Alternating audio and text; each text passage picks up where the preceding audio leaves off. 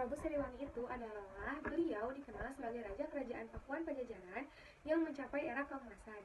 Di akhir-akhir masa pemerintahannya bersamaan dengan masuknya agama Islam ke tanah Priangan, sebagian dari ajaran beliau atau ajaran masyarakat Sunda di era beliau di bidang kemiliteran mendapat perhatian besar, menjadi inspirasi strategi kemiliteran era modern.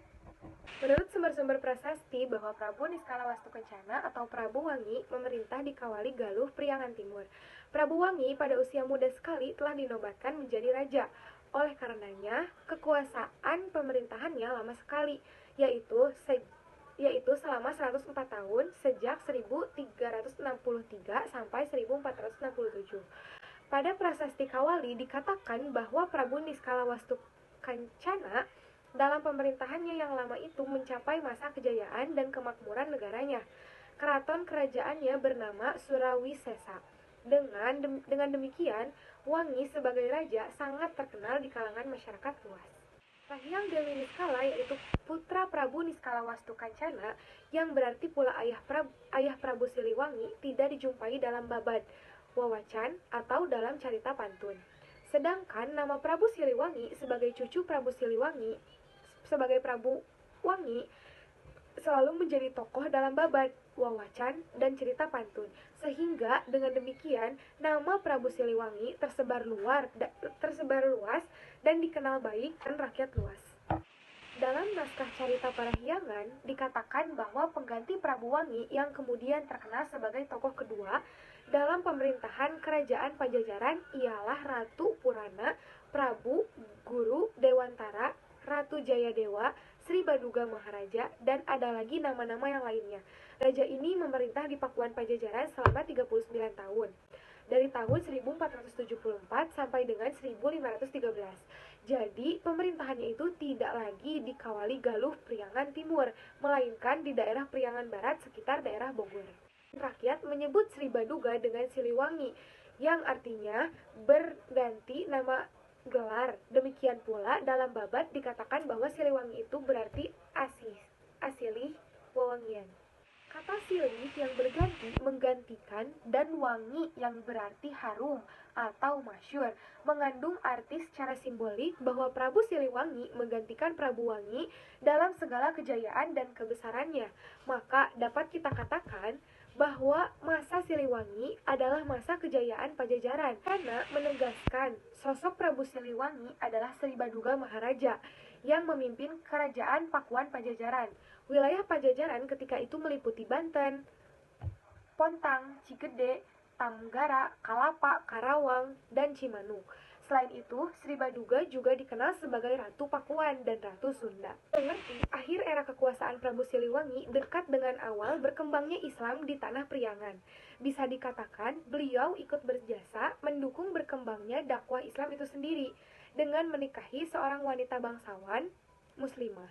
Sejarah Kodam Siliwangi tahun 1968, masa pemerintahan Prabu Siliwangi pada tahun 1474 sampai dengan 1513, namun menurut Sulyana pada tahun 1482 sampai 1521, rata-rata penulis sejarah sepakat kekuasaan Raja Siliwangi ketika itu adalah Pakuan Pajajaran di wilayah Priangan Barat.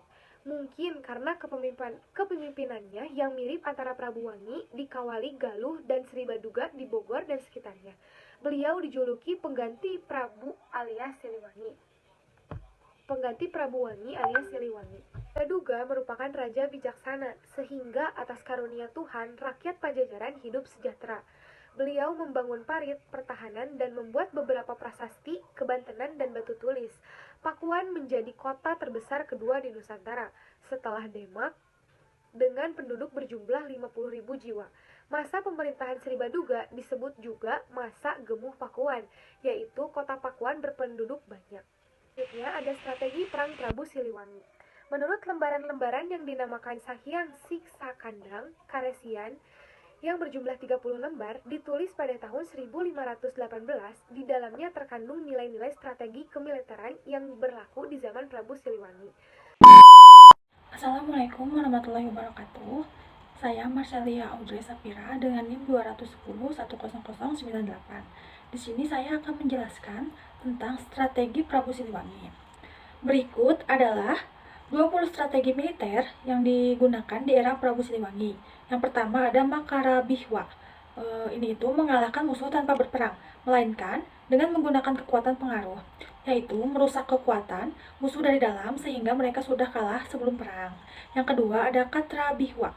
Pembagian posisi prajurit saat menyerang ada dari atas dengan senjata panah, ada dari bawah dengan senjata tombak dan berkuda. Yang ketiga ada Lisang Bihwa.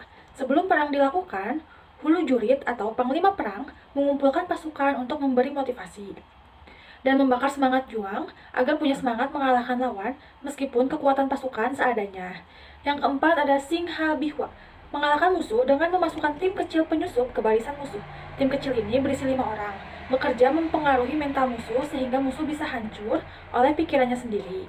Yang kelima ada Garuda Bihwa, memecah kekuatan pasukan pada titik-titik yang tersebar. Setiap titik berjumlah sekitar 20 orang saat menyerang dilakukan secara serentak. Kemudian setelah itu menyebar kembali seperti semula, hingga dilancarkan serangan berikutnya. Yang keenam ada Cakrabihwa, menyusup ke wilayah musuh secara rahasia untuk menyembunyikan senjata. Senjata ini dibutuhkan untuk peperangan suatu saat nanti. Penyusup haruslah prajurit yang terlatih dan sangat mengenal medan perang. Ketujuh, ada Suci Muka, upaya pembersihan sisa-sisa kekuatan musuh. Setelah perang berakhir, biasanya musuh masih ada yang bersembunyi dan berlindung. Upaya ini dilakukan agar musuh kalah secara total, dengan tidak mampu membangun kekuatannya kembali. Yang kedelapan ada Braja Panjara, mengambil kekuatan musuh untuk dididik dan dilatih menjadi orang kepercayaan. Nantinya dia akan kembali ke asal daerahnya untuk menjadi mata-mata, guna melaporkan kekuatan musuh, senjata yang dipakai, dan strategi perang musuh. Yang kesembilan, ada Asumaliput, kemampuan mencari persembunyian yang tidak diketahui oleh musuh. Lalu yang ke-10 ada Meraksimpir. Bila pasukan berada di daerah yang rendah dan musuh berada di daerah tinggi, maka strateginya adalah menggunakan tombak dan kuda. Lalu ada Gagak Sangkur. Bila musuh berada di daerah yang rendah dan pasukan berada di daerah yang tinggi, maka dilakukan serangan seperti meloncat atau sergapan. Yang ke-12 ada Luwak Maturut, gerakan pasukan mengejar musuh yang melarikan diri sampai ditemukan tempat persembunyiannya. Yang ke-13 ada Kudang Sumeka. Bila menyusup ke daerah musuh harus bisa menyembunyikan pedang yang dibawa atau membawa pedang yang ukurannya kecil. Yang ke-14 ada Bubah Buhaya. Ini itu cara menghimpun pasukan ketika terdesak. Misalnya dengan memberi motivasi mental, semangat, tentang diarahkan kemana harus melarikan diri, memilih tempat berlindung, atau menghindar pengejaran. Yang ke-15 ada Ngalinggamani. Prajurit yang terlatih dipersenjatai dengan senjata rahasia atau senjata aneh kerajaan, dan dilatih mengendalikannya sebaik mungkin. Lalu ke-16 ada Lemah Mrewasa. Cara berperang di hutan ketika posisi terdesak dengan menggunakan sarana-sarana senjata seadanya seperti batu dan batang pohon. Yang ke-17 ada Adipati. Teknik melatih prajurit komando yang memiliki kemampuan handal melebihi kemampuan prajurit biasa. Lalu ada Prabu Sakti. Prajurit diberi latihan kesaktian dengan cara supranatural, menggunakan kekuatan makhluk goib, agar memiliki kemampuan melebihi pasukan biasa. Lalu yang ke-19 ada Pakai Prajurit. Prajurit pilihan ditugaskan untuk berunding untuk mencapai perdamaian, karena raja menitahkan tidak menempuh cara perang meskipun komandan pasukan ingin berperang. Lalu yang terakhir, Tapak Sawatrik, cara-cara berperang di air, menggunakan senjata di air mengelabui musuh, mendekati musuh melalui jalur air. Lalu ada Wangsit Siliwangi. Menurut cerita, sebelum wafatnya Prabu Siliwangi sempat menyampaikan Wangsit pesan-pesan berisi nasihat, diucapkan kepada Dedehes di hulu sungai Ciujung, sebelum akhirnya beliau menyepi ke tengah hutan. Isi Wangsit Prabu Siliwangi adalah sing saha bae anu nganggunakeun ngaran Siliwangi, atawa ngarasa jadi sake leser Siliwangi manehna bakal nanjung hirupna, bakal mulia gumelarna, kawangikeun sabuana, pancat tengah nyaeta lamun manehna jujur sinatria teuneng gumati kasileutik nyaah karahayat sarta wibawa kasasama. Sabalikna, hirupna moal panggih jeung kesenengan, bakal lara balangsak sedeungna lamun ingkar tina patokan anu tadi. Terjemahan bahasa Indonesianya yaitu barang siapa menggunakan nama Siliwangi dan merasa dirinya menjadi sakaleser Siliwangi, akan agung hidupnya, mulia gelarnya, dan akan harum ke semua penjuru dunia. Yaitu apabila dia jujur, kesatria memperhatikan si kecil, sayang kepada rakyat, dan wibawa ke sesama. Sebaliknya, hidupnya tak akan mendapat kesenangan, akan lara sengsara selamanya apabila ingkar dari patokan yang tadi, patokan tersebut.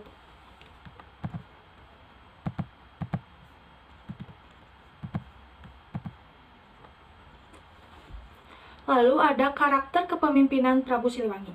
Para ahli sejarah dan legenda rakyat menjelaskan sosok Prabu Siliwangi padanya memiliki sifat-sifat luhur yang patut ditiru, antara lain yaitu mengayomi, peduli dengan rakyat kecil, membangun kesejahteraan masyarakat, berani menghadapi tantangan, sikap toleransi.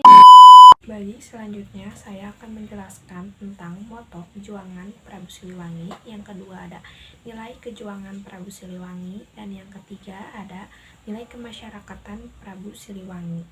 Di sini saya akan membicarakan tentang moto kejuangan Prabu Siliwangi.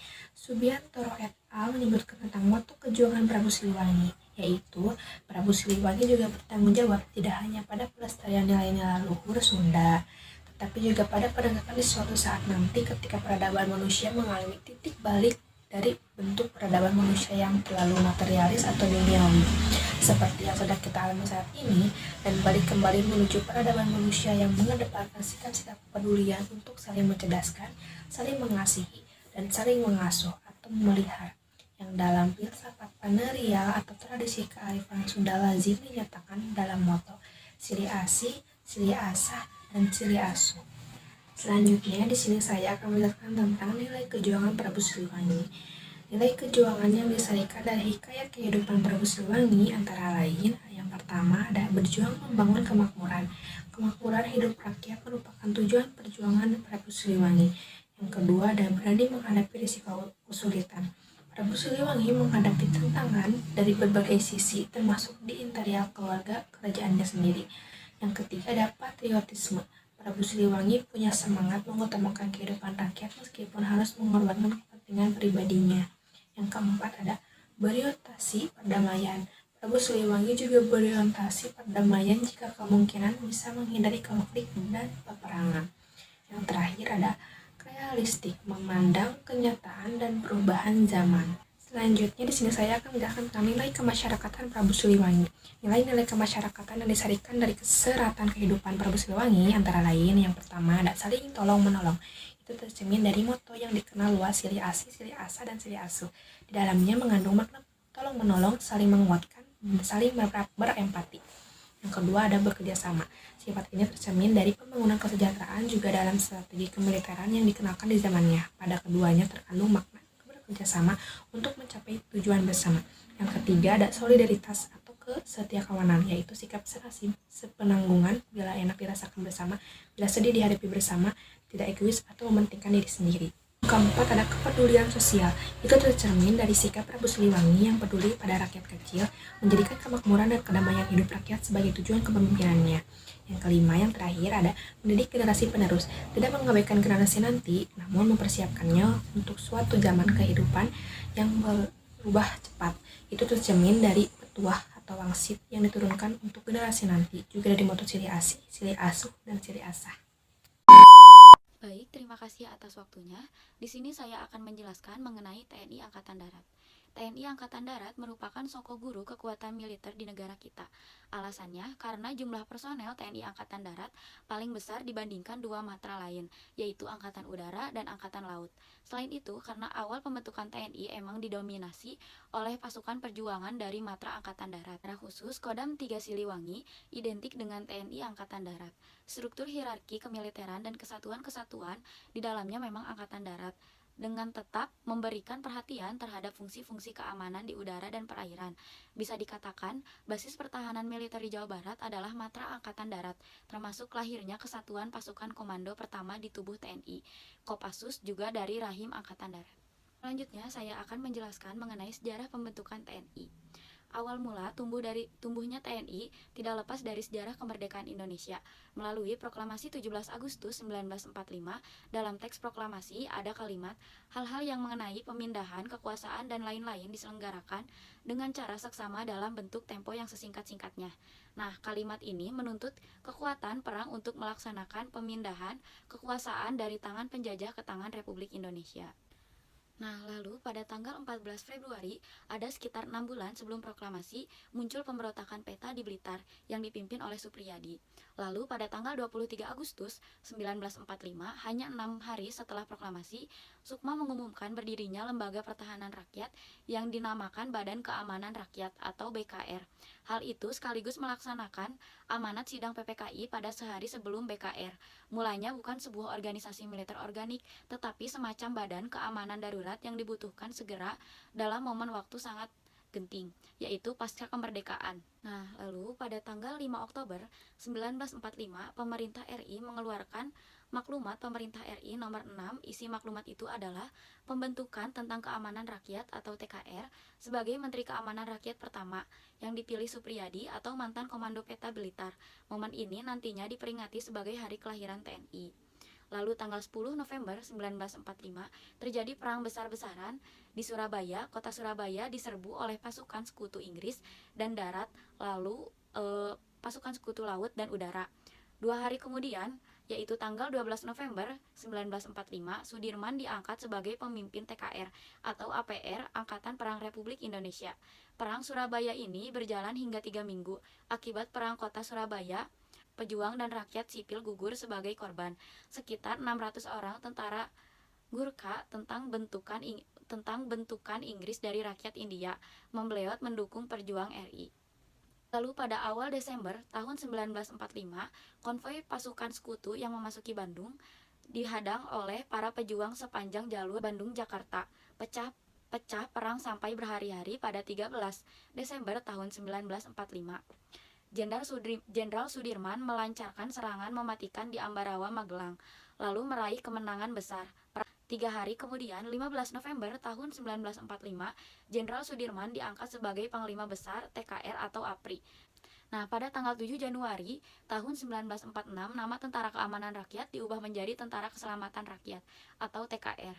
Esensi pengubahan itu hanya sekedar penggantian nama saja, sedangkan sistemnya tetap. Usulan pengubahan nama datang dari tahanan saat itu. Lalu tidak lama setelah itu, masih di bulan yang sama, tepatnya pada tanggal 25 Januari 1946, nama TKR berubah lagi menjadi Tentara Republik Indonesia atau TRI. Dengan menggunakan nama TRI ini, pemerintah RI menunjukkan sikap yang tegas dan bertekad untuk memiliki dan mengasuh tentara kebangsaan sendiri. Dan setahun kemudian, tepatnya pada tanggal 3 Juni tahun 1947, disepakati penggunaan nama Tentara Nasional Indonesia, yaitu atau TNI, sebagai pengganti TRI. Di era Orde Baru, pemerintahan RI menetapkan nama Angkatan Bersenjata Republik Indonesia atau ABRI sebagai nama resmi Tentara Nasional. Di dalamnya gabungkan AD, AL, AU, dan Kepolisian atau Polri. Sebagai reformasi 1998, kebijakan berubah lagi, Polri berdiri sendiri dan nama tentara dikembalikan ke nama TNI seperti semula. Selanjutnya saya akan menjelaskan mengenai peristiwa Bandung Lautan Api. Pada tanggal 22 Maret tahun 1946, Markas Sekutu menghubungi pihak RI dan menuntut wilayah Bandung dikosongkan dari unsur-unsur pasukan bersenjata. Mr. Syafruddin Prawira Negara datang ke Bandung membawa amanat dari Perdana Menteri Syahrir di Jakarta agar dalam radius 10 km dari Bandung bersih dari pasukan bersenjata. Tapi pada saat bersamaan datang perintah dari markas TRI di Yogyakarta agar semua pasukan dan pejuang mempertahankan kota Bandung. Lalu pada siang hari 24 Maret tahun 1946, pukul 14.00, Nasution mengeluarkan perintah agar pegawai dan rakyat segera keluar dari kota Bandung sebelum pukul 24.00 agar kota di bumi dihanguskan, gedung-gedung dihancurkan atau dibakar, dan pos militer dipindahkan ke Dayeuhkolot. Perintah ini membuat pemerintah sipil di bawah wali kota Syamsur Rizal terjepit. Sebelumnya dia menjamin keamanan kota dan pemerintah rakyat dibantah dengan pemerintah Jenderal Nasution. Itu mau tidak mau ribuan rakyat harus diungsikan segera. Nah, peristiwa heroik ini selalu dikenang oleh bangsa. Pengorbanan besar-besaran demi mempertahankan kemerdekaan agar tidak memberi jalan bagi sekutu untuk kembali menjajah negeri, khususnya Bandung. Lalu terciptalah lagu Halo Halo Bandung lahir sebagai kenangan agar pengorbanan rakyat Bandung saat bumi menghanguskan kotanya sendiri. Assalamualaikum warahmatullahi wabarakatuh.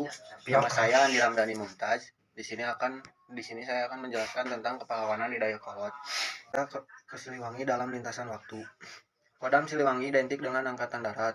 Para jurid Siliwangi memiliki banyak jasa bagi perjuangan Republik Indonesia, sejarah kemerdekaan, Orde Lama, Orde Baru, dan seterusnya. Catatan prestasi perjuangan Siliwangi yang mengharumkan nama TNI Rakyat Jawa Barat juga Indonesia. 1. Tahun 1945 sampai 1408 berjuang mempertahankan proklamasi kemerdekaan menghadapi agresi Belanda 1 dan 2. 2. September 1948 menumpas pemberontakan PKI Musso di Madiun. 3. Tahun 1950 sampai 1959 menumpas pemberontakan APRA Andi Aziz. 4. Tahun 1949 sampai 1962 menumpas gerakan bersenjata TII di Jawa Barat. 5. Tahun 1964 menumpas gerakan Kahar Muzakar. 6. Tahun 1961 sampai 1964 terlibat dalam operasi Trikora dan Wikora. 7. Tahun 1993 sampai 1994 terlibat operasi pengaman di Timur-Timur di bawah pimpinan Letkol Teguh Wiono. 8. Tahun 1997 sampai 1998 terlibat operasi di Timur-Timur di bawah pimpinan Letkol Robi Win Kadir. 9. Tahun 1999 sampai 2000 terlibat dalam operasi pengamanan di Ambon di bawah pimpinan Letkol Daniel Effendi. 10. Tahun 2000 sampai 2001 terlibat dalam operasi pengamanan di daerah Aceh. 11. Tahun 2000 sampai 2003 terlibat dalam operasi pengamanan di Maluku Utara. 12. Tahun 1958 sampai 1959 batalion dari Kodam Siliwangi bertugas di Mesir. 13. September 1960 Mei sampai 1961 batalion Kodam Siliwangi bertugas di Kongo. 14. Tahun 1980 Kodam Siliwangi mengirim personel dalam rangka mencapai perdamaian di Kamboja. 15. Bulan Juni 1980 Kodam Siliwangi mengirim observer Mayor TP di Jatmiko untuk mengusahakan perdamaian di Kuwait. Di Siliwangi menghadapi gerakan DI-TII. Sulyana et al. Dalam buku Siliwangi adalah Rakyat Jawa Barat. Rakyat Jawa Barat adalah Siliwangi mengatakan sebagai berikut. Tanggal 25 Januari 1949 terjadi pertempuran sengit antara divisi Siliwangi dan pasukan Kotoswiryo di Antralina dekat Malangbong antara 1950 sampai 1957. DI-TII berpengaruh begitu kuat di kawasan Periangan Timur, yaitu daerah Tasikmalaya dan Ciamis. Desa-desa yang sepenuhnya dikuasai DI-TII, aparat desanya melarikan diri sehingga dikuasai pemerintahan sipil NII. Konflik bersenjata yang tentu saja selalu memunculkan kekerasan pada akhirnya melahirkan korban di kalangan rakyat, sehingga akhirnya mengungsi satu sengaja diungsikan pasukan Siliwangi pada 1955 sampai 1961. Mengungsi mencapai 209.355 per tahun, sedangkan korban jiwa pada 1957 mencapai 2.447.